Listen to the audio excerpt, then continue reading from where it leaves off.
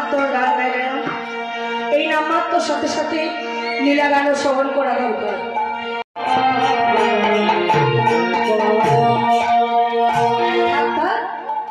আর তোমাকে পরিচয় দিতে হবে না, আমি তোমার সমস্ত পরিচয় পেয়ে গেছি। এই যে আমার কন্যাকে দেখছো, এই কন্যাকে আমি তোমার করে সঁপে দিলাম। চিৎকার করে বলে উঠছে, না না, আমার দান গ্রহণ করা নিষেধ আছে গো, আমি দান গ্রহণ করতে পারবো। শোনো বাবা, এই বাক্যটা আমার না, এই বাক্যটা হলো পুরী ধামেরই জগবল্লভ। তাই ঠাকুরের কথা অনুযায়ী আমি তোমার করে আমার কন্যাকে সঁপে দিয়ে গেলাম।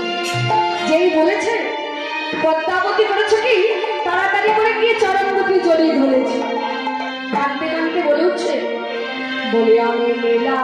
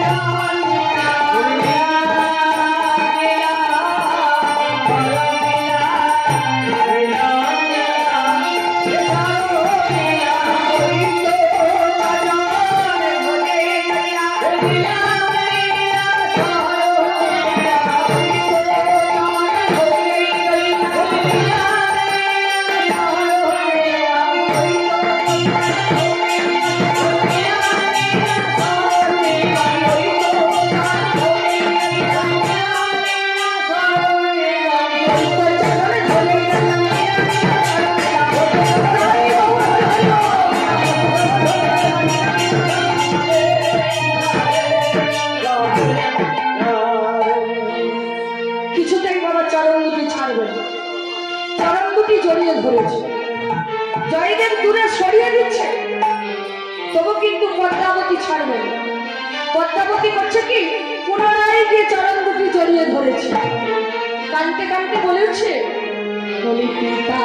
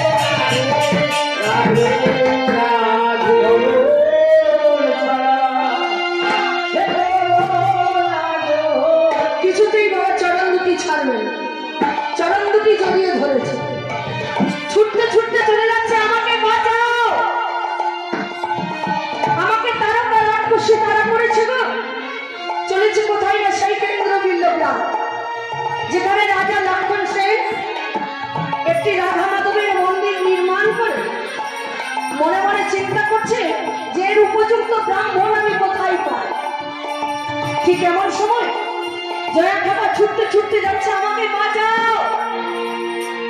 আমাকে তারকা রাক্ষসী তাড়া করেছে। রাজা লক্ষ্মণ সেন দেখে উঠছে, এই শোন শোন, তুই সেই আমাদের জয়া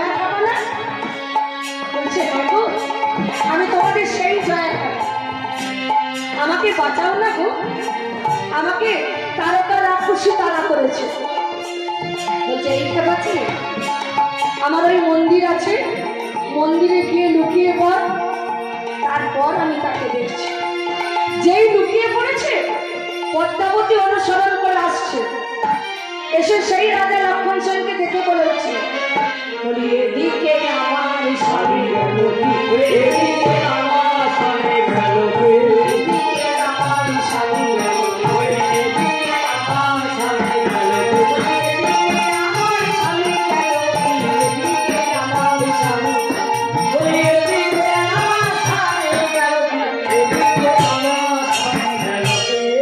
বলি হ্যাঁ গো মা, জয়দেব বুঝি তোর স্বামী? বলছে হ্যাঁ গো আমার স্বামী। বলছি যা না মা যা, ওই মন্দিরে লুকিয়ে আছে, যা।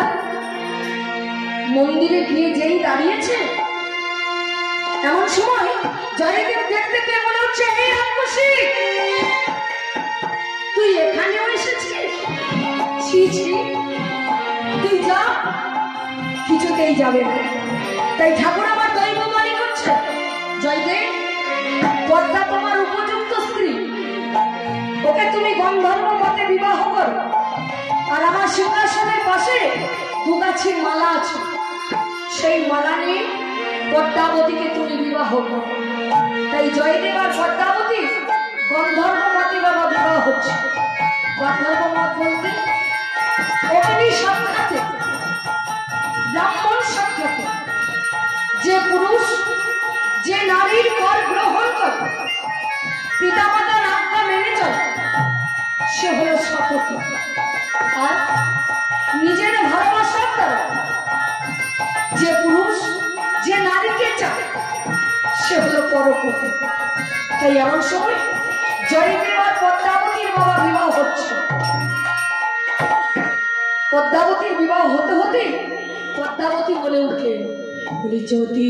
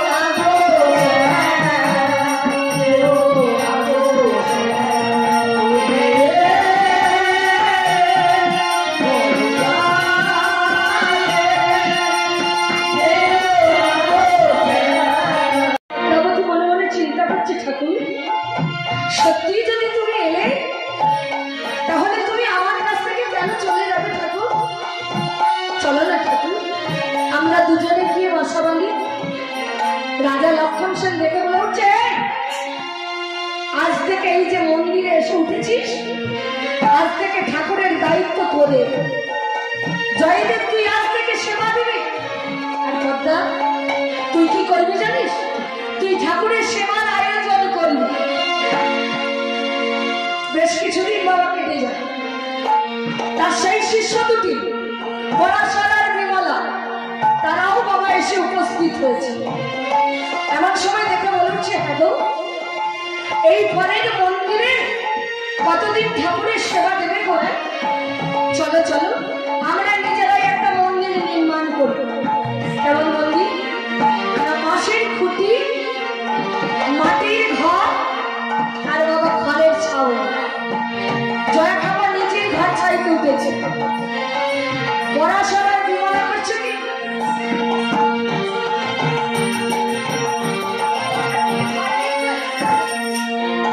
ছুঁড়ে ছুঁড়ে দিতে দিতে ভাবে ভুইবল হয়ে পড়েছে।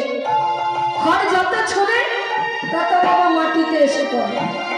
পরাশর আর বিমলা মনে মনে চিন্তা করছে, রে আজ আর আমাদেরও সেবা হবে না, আর বাবা গোবিন্দেরও সেবা হবে না। তাই ভাবে বিবল হয়েছে তো।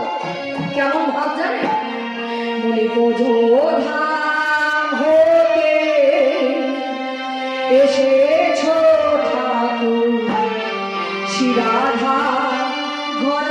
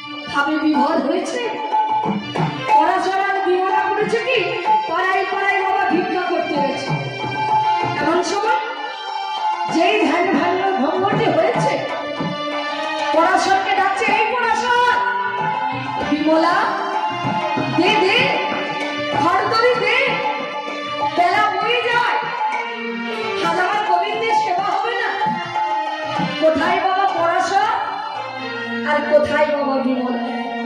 তাই ঠাকুর আমার করছে কি, নিজেই এক হাতে করে ঘর নিচ্ছে আর ছুঁড়ে ছুঁড়ে বাবা দিচ্ছে।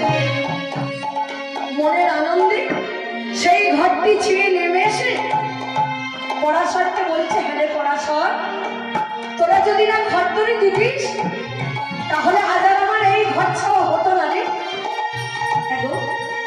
আমরা তো ঘর তরি দিইনি গো, আমরা তো ভিক্ষাই গিয়েছিলাম। তাহলে নিশ্চয়ই আমাদের পদটা দিয়েছে, জানিস? যে দিয়েছে দিয়েছে বাবা। চল চল, আজ আমি সমুদ্র স্নান সেরে আছে। যেই সমুদ্র করে স্নান সারতে গেছে, স্নানটি সেরে ঠাকুরের সেবা দেব বলে শিকলটি খুলেছে।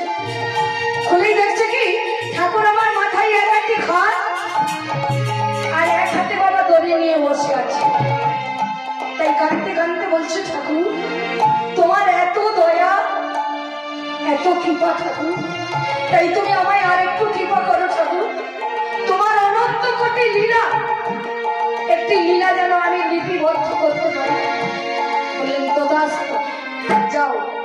বীরভূম জেলার অন্তর্গত কেন্দ্রবিল্ল গ্রামে ভক্তের গোস্বামীর ঘরে বামা দেবীর গর্ভে যে জন্ম নিয়েছে, তুমি আজ গীত গোবিন্দমের মাধ্যমে প্রকাশ করো। তাই সেই ভক্তি কেমন ভক্ত বলি, আমার মদাসী যদি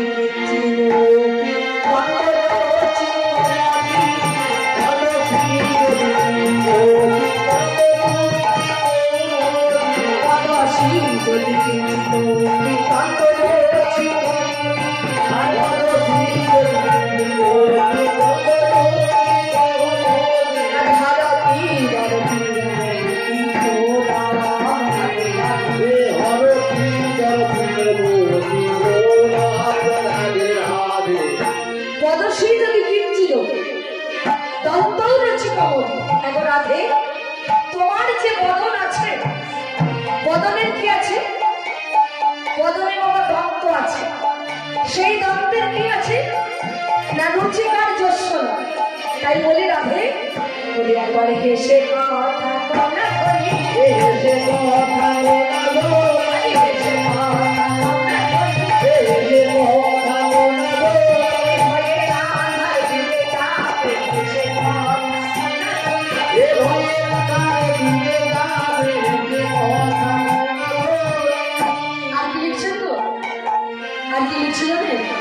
বলে চারু শিলে মঞ্চময় মানব চারু শিলে মঞ্চময় চারু শিলে মঞ্চময়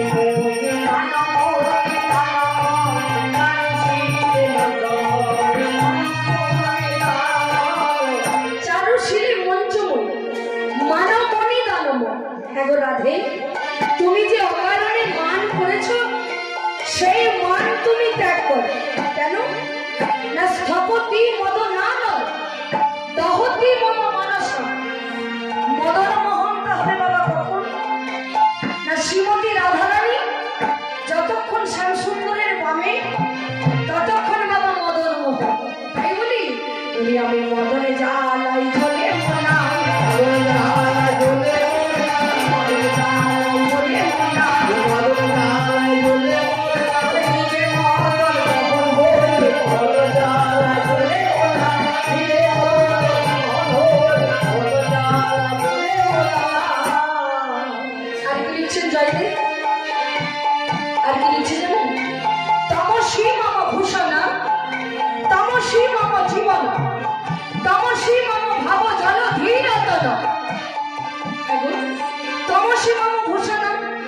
তুমি আমার অঙ্গের ভূষণ, তমসী মম জীবন, তুমি আমার জীবন, তমসী মম ভাব জলধি রতন, তুমি আমার রতন।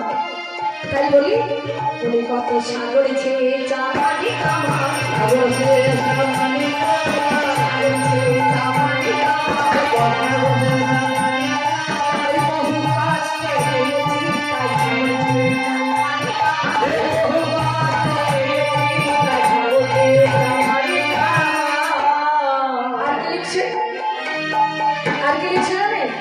বলি সারা গাড়া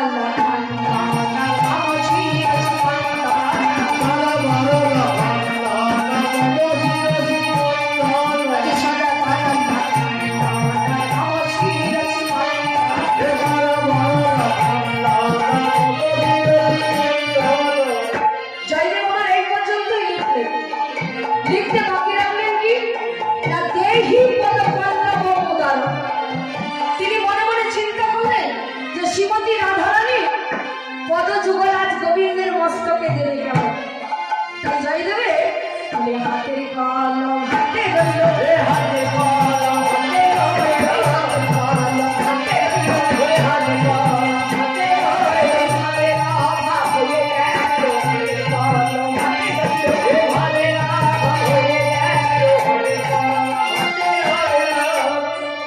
মনে মনে চিন্তা করছে এমন সময় জয়দেব করেছে কি পদ্মাবতীকে ডাকছে পদ্মা শোনো শোনো আমাকে স্নান করতে যেতে হবে তুমি ভোগের আয়োজন করো আর আমি গঙ্গায় স্নান সেরে আসি জয়দেবের বাড়ি থেকে গঙ্গার ঘাটে যেতে গেলে তাকে বাবা 18 ক্রোশ পথ হেঁটে যেতে হবে এমন সময় ভক্ত মনোবাসনা পূর্ণ করে সবসময় ভক্তির জন্য ব্যাকুল তাই তিনি করলেন কি একটি নকল জয়দেব সেজে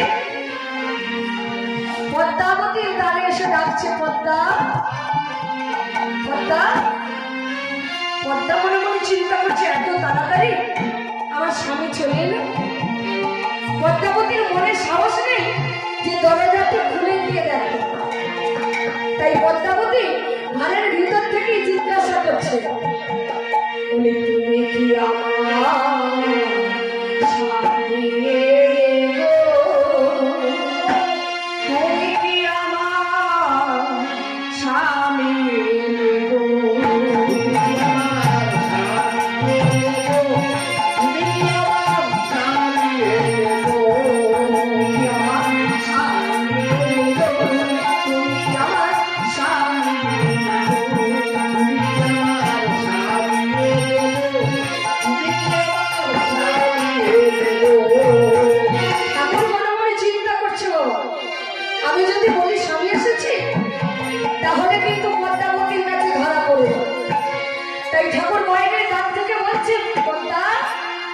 বলে আমি তোমার স্বামী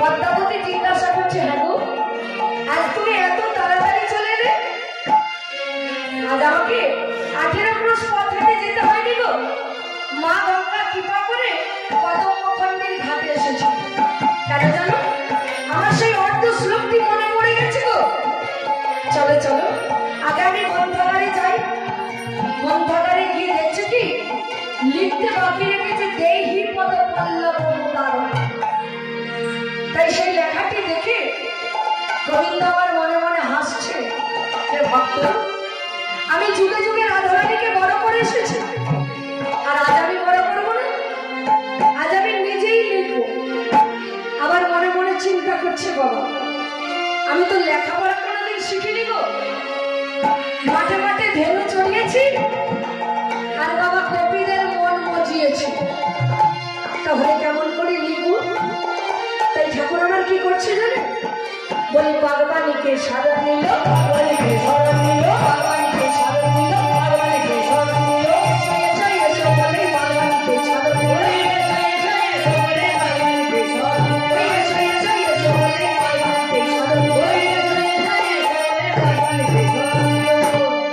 অর্থাৎ মা সরস্বতীকে স্মরণ করেছে যেই মা সরস্বতীকে স্মরণ করেছে মা সরস্বতী দেখে বলে উঠলেন প্রভু আপনি নিজে যেখানে এসেছেন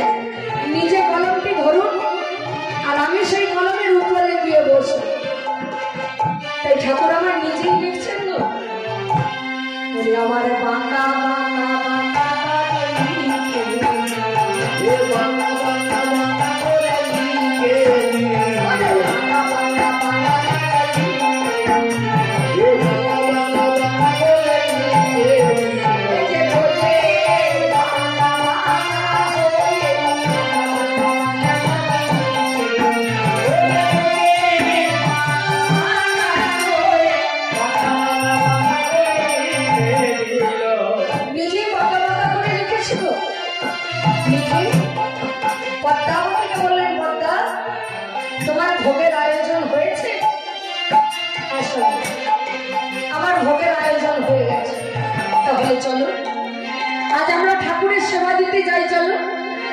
তাই ঠাকুর আমার করছে কি